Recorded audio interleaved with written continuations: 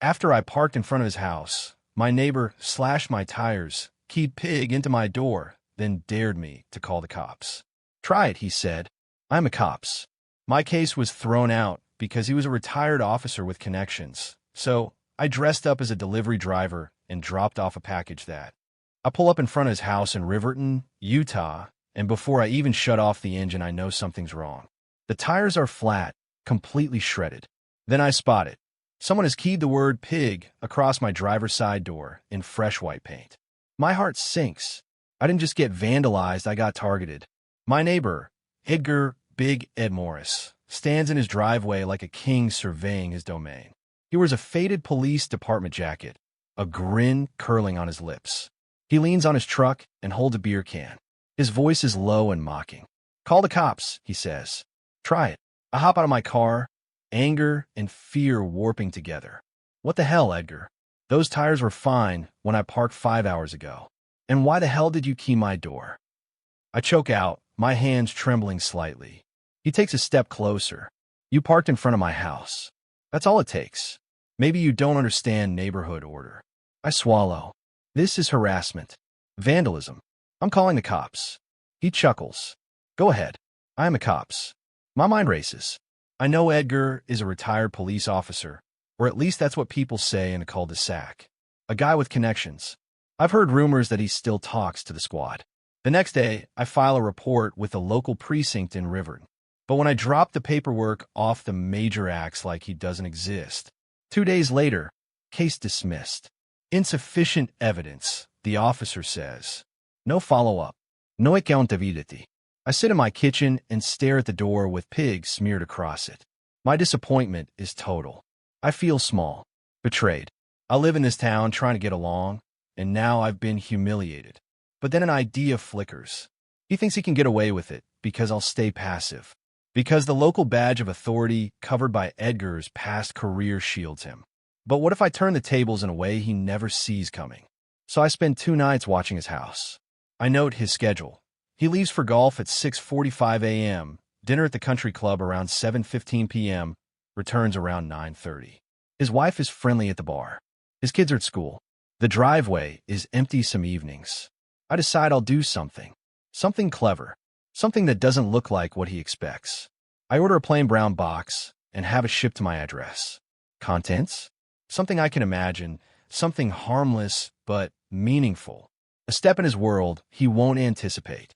On the night I strike, I slip into a costume I once used in college for a party.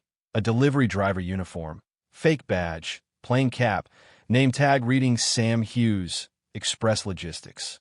I park the van a block away, walk up his driveway, ring the bell. His wife answers, bright smile, and says Edgar's at the club, then invites me inside. I hold out the package. Delivery for Edgar Morris. She pauses, looks from my face to the box.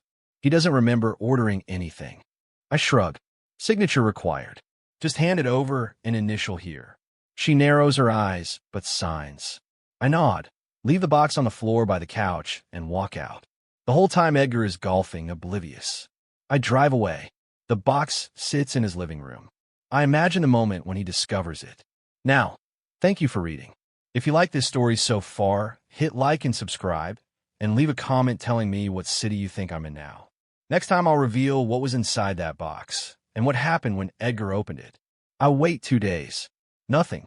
No police, no confrontation, not even a weird look from across the street. On the 3rd morning, I see him. Edgar. He's watering his lawn like nothing ever happened. I watch from behind my blinds, steaming coffee in hand. My nerves tingle. That happens. That afternoon, a Riverton Patrol car shows up at Edgar's house. Not one of his old buddies. A younger officer, Officer Dahl, steps out and rings the bell. Edgar answers, clearly annoyed. They talk. I can't hear what's said, but the officer walks away holding the box. It worked, or at least the first part of it did. Inside that package I left, just a copy of the vandalism report I'd filed, with case closed stamped in red, and a flash drive. On the drive? Video footage from my old doorbell camera showing Edgar walking up to my car at 2:03 a.m. with a key in one hand and a knife in the other. I had the clip all along. It just hadn't mattered when I submitted it to the department. But I sent it anonymously this time, with a typed note. If you're serious about cleaning up the force, start here. Turns out Officer Dahl was one of the newer hires, not from Edgar's generation of drinking buddies.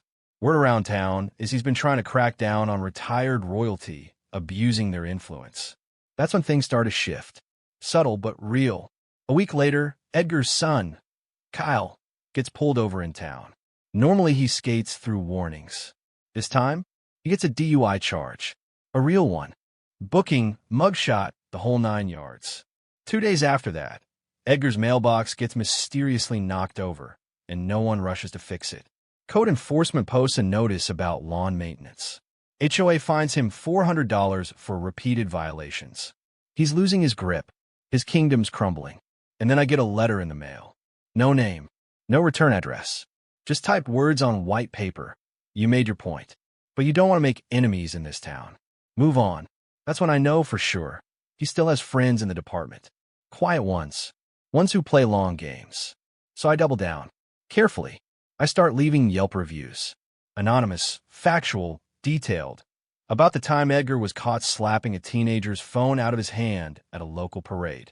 About his involvement in a missing dog incident 2 summers ago that the whole block whispered about. I post screenshots of public court records. All legal. All visible. No threats. Just information. Then I go digital. Using a burner email, I send out a tip to the Salt Lake Tribune's local corruption desk. I include the same video footage from the drive, plus a timeline of dropped complaints against Edgar from neighbors, all with dates. I end it with, why are ex-officers above the law in Riverton? How many complaints go ignored? They don't publish a story right away, but I can tell they're digging. One of the reporters starts asking questions around town. A friend at the bakery tells me they overheard someone from the Tribune interviewing the clerk who took my vandalism report. The pressure is on. Then the second twist hits, hard. One evening I get home and my door's open. I freeze. The lock isn't broken. Nothing is smashed.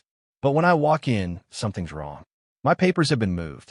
The drawer with the old doorbell footage is pulled open. A flash drive is gone. But nothing else is taken.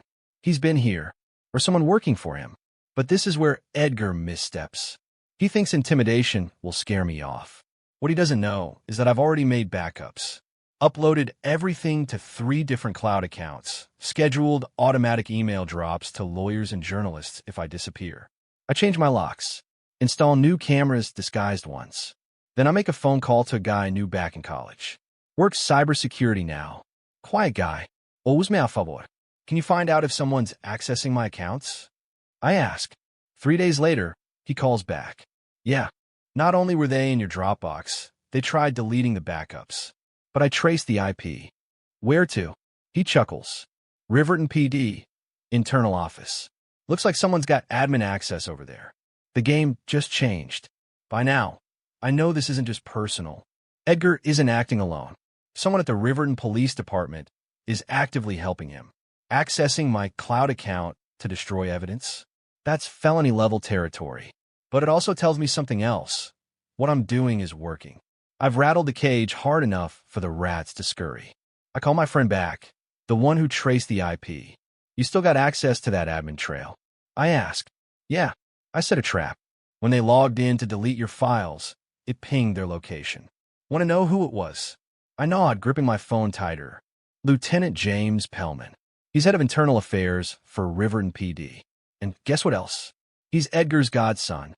That's the missing puzzle piece. The reason my case was closed. The reason the cops never followed up. The guy running internal investigations in Riverton is related to Edgar. No wonder nothing ever stuck to him. I feel a mix of anger and thrill. It's a dirty machine, but now I know where the oil leak is. I want to expose all of them. But I need to be smart. If I go too fast, they'll cover their tracks or worse, come after me harder. So I change tactics. I stop posting. I go quiet online. I don't confront anyone. I just act normal. Go to work. Mow my lawn. Smile at neighbors.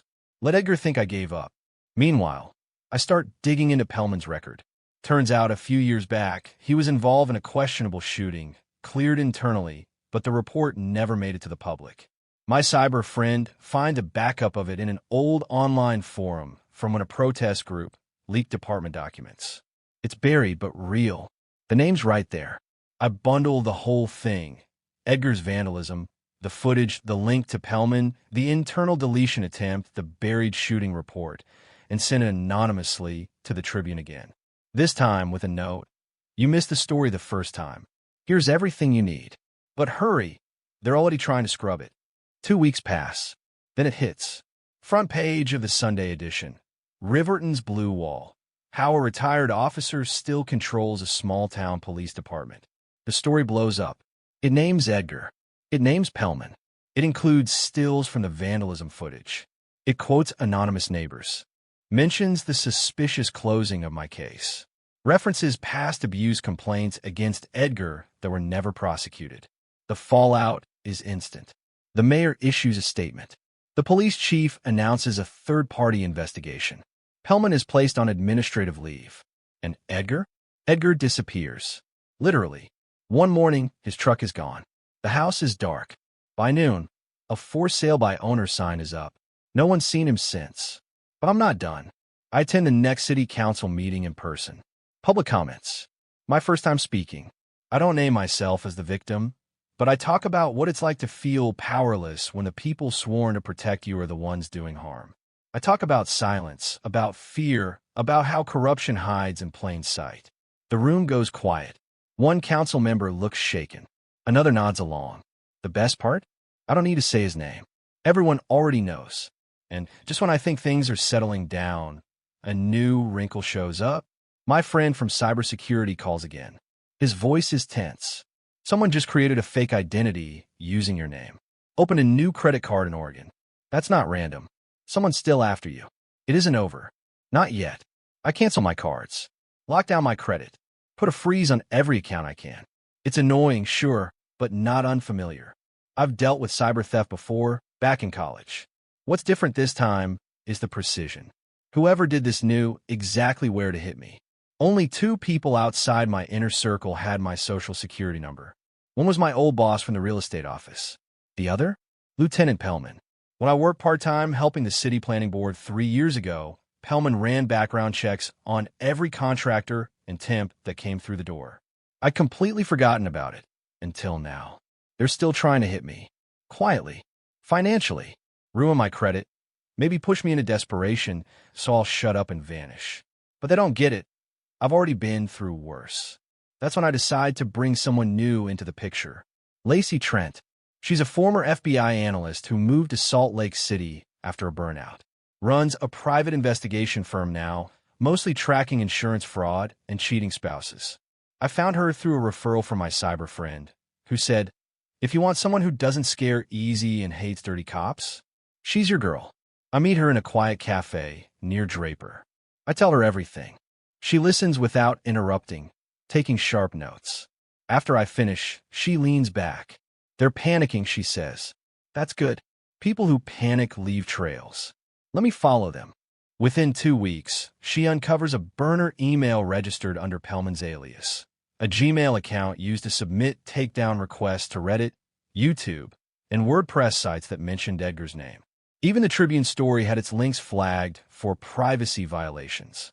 We dig deeper. Turns out, Pellman had been running a shadow network inside the Riverton PD for years. Not just covering for Edgar, but scrubbing records, intimidating whistleblowers, and destroying complaints. Several names show up over and over again. Junior officers who filed reports, then quietly transferred or resigned with no explanation. Lacey finds 2 of them. One is working at a truck stop in Vernal. The other's in Boise, selling used RVs. I reach out to both carefully. No pressure. Just a conversation. The guy in Boise, Mike, agrees to meet. We talk for hours. He tells me about a domestic abuse case Edgar covered up for a friend, and how Pellman threatened to ruin his academy record if he pushed it. They called it maintaining morale, he says. I called it obstruction.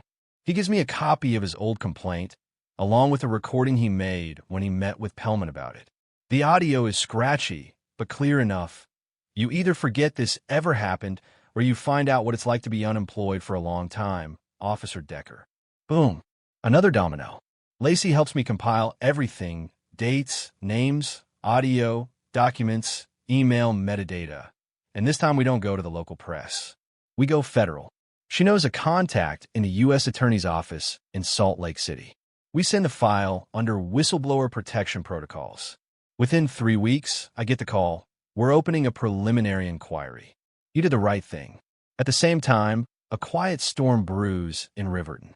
Pellman's name gets scrubbed from the PD's website. The city holds a closed-door council session.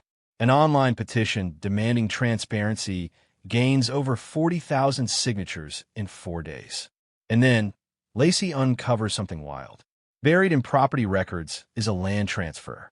Edgar sold his house not to a stranger, but to a shell company owned by Pellman. Why? Because Edgar isn't gone. He's hiding in the same town, under a new identity, living in the basement unit of a duplex registered under Pellman's LLC. We drive past the address late one night. Lacey's camera catches him in the backyard, smoking under a patio light, beard grown out, baseball cap low. He thought he could disappear, that no one would ever find him. He was wrong. Now it's time to end this for good. The final play had to be flawless. No loose ends. No second chances. Edgar and Pellman built their little empire on fear and silence. But now I had everything. Evidence, witnesses, a federal inquiry, and public pressure boiling over. All I needed was one final strike that would make sure they never crawled back into the light. Lacey and I met one last time before executing the plan. She laid it out like a heist blueprint, except every move was perfectly legal. Technically. Here's how we do it, she said. We put the final nail in publicly and privately at the same time. Think of it as a two-front attack, exposure and destruction.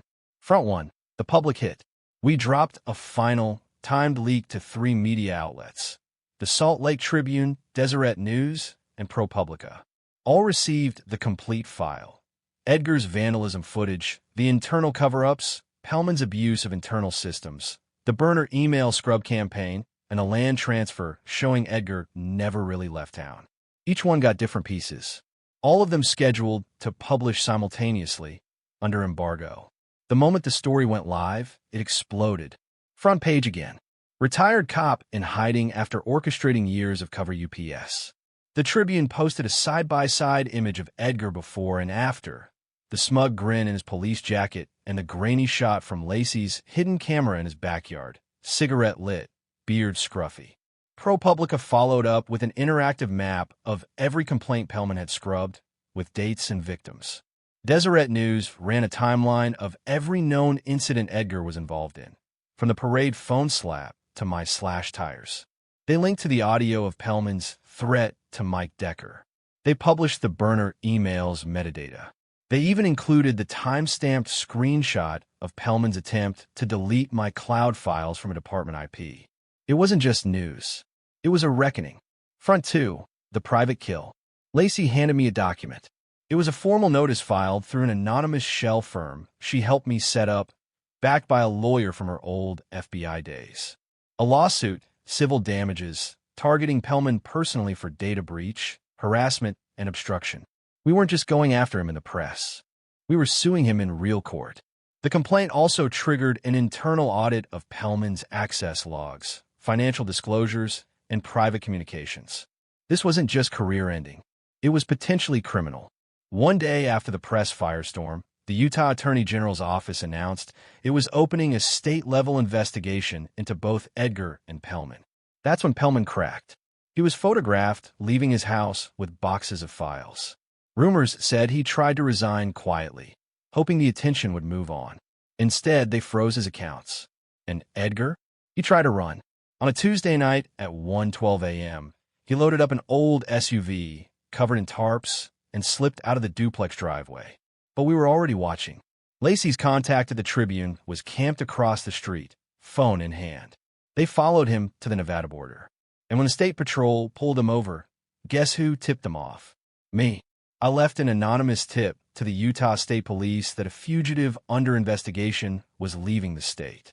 They found 3 unregistered firearms, a stack of burner phones, and a file folder full of fake IDs. Enough to charge him with weapons violations and obstruction. No badge could save him this time. The arrest made national news. The aftermath.